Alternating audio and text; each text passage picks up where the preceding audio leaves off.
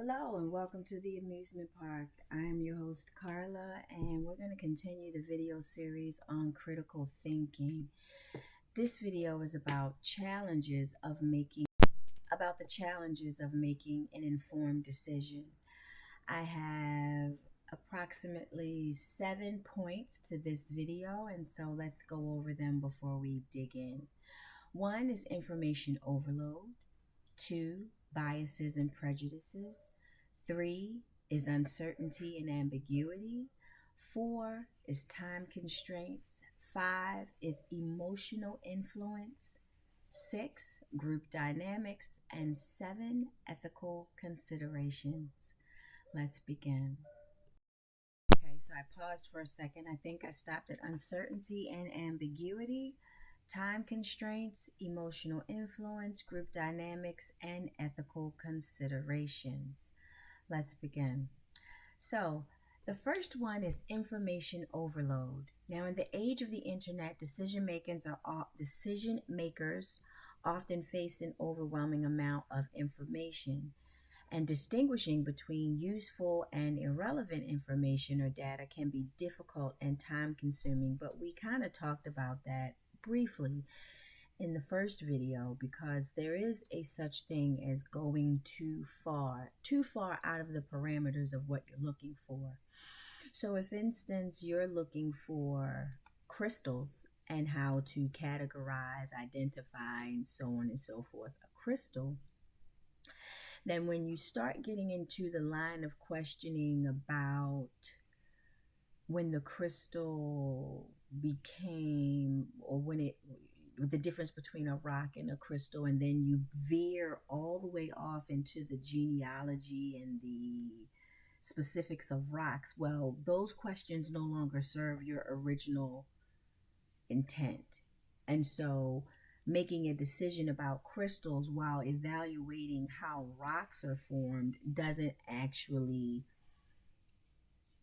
support your original intent. So you need to also, in the midst of, or at the same time that you're looking for the information, talking to, evaluating different data, pieces of information or findings, you need to know what findings have nothing to do or very little to do, or are on the brim of what you can do for your informed decision making. So number 2, and you can sit with that for a little while. Number 2 is biases and prejudices. Personal biases, cognitive distortions, or preconceived notions that can skew the decision making process. This may lead to ignoring critical information or overemphasizing certain aspects of the data.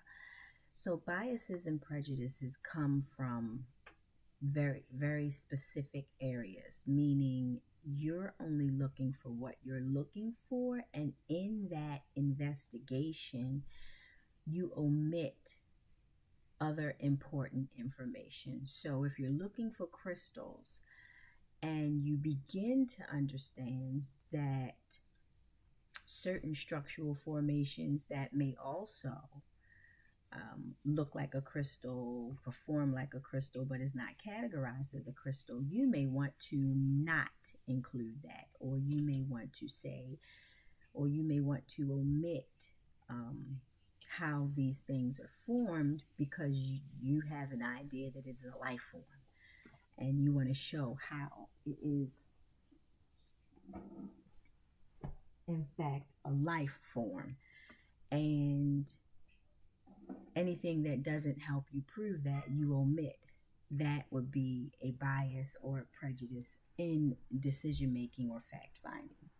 So that is one thing to consider. I'm checking on my dog. He's a special guy this week. You want cheese on your eggs? Next, we have time constraints. In many situations, decisions need to be made quickly, leaving little time for thorough information gathering and analysis, and this pressure can lead to hasty decisions that might not be fully informed.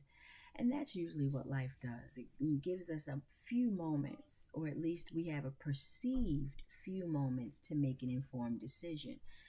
Now, with everyone having these devices and tablets and things of that nature, the decision making process can be a little easier and a little swifter in terms of finding information, data, and facts. But it doesn't make it easier when we have to make really what we consider snap decisions. And so that is one of the, not going to say problems, challenges of making an informed decision. Next, we have number 5, which is emotional influence. Emotions can play a significant role in decision making, sometimes leading to irrational choices. Stress, fear, excitement, or anger can cloud judgment and make it harder to focus on the facts.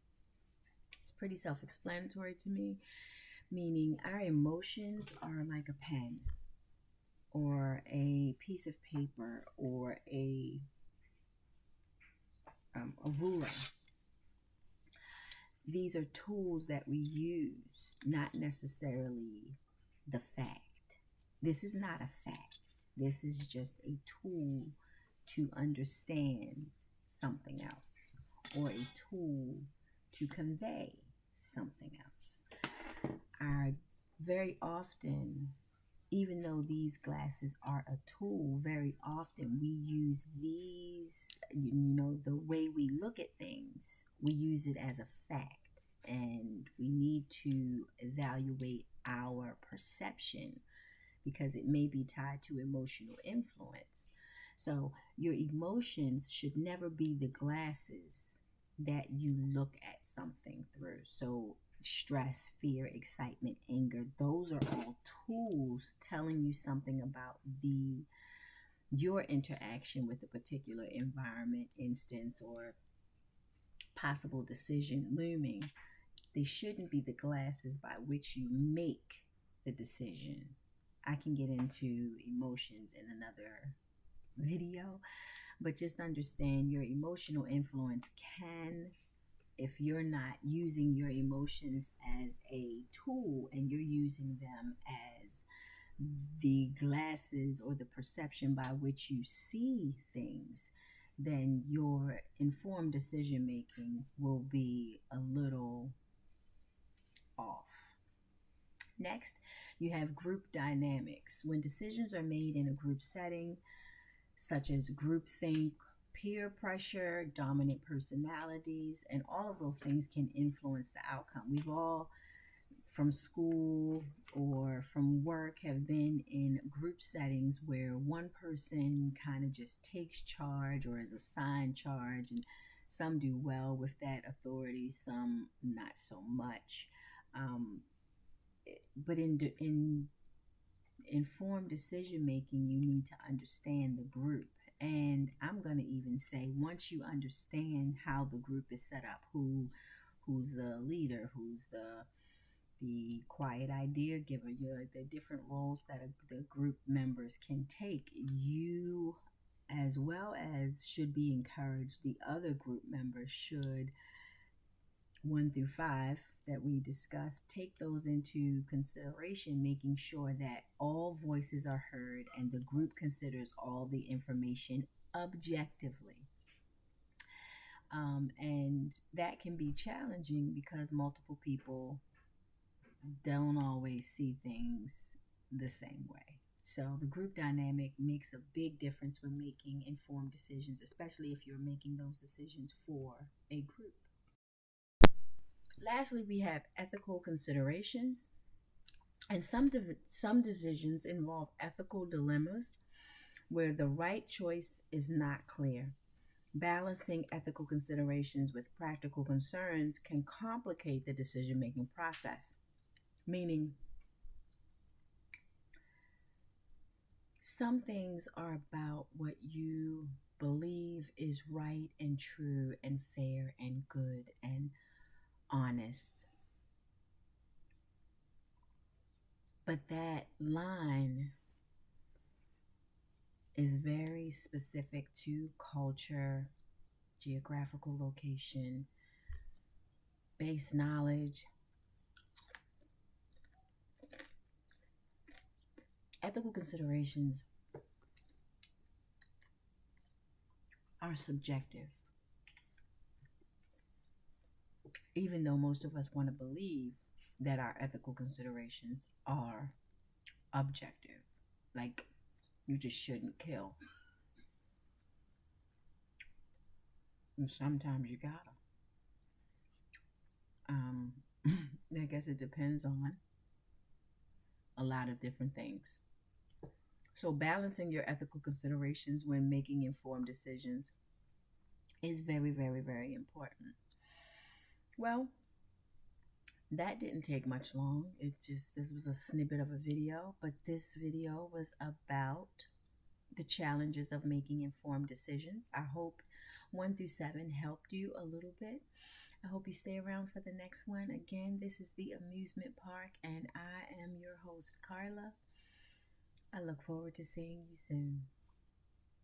Stay amused.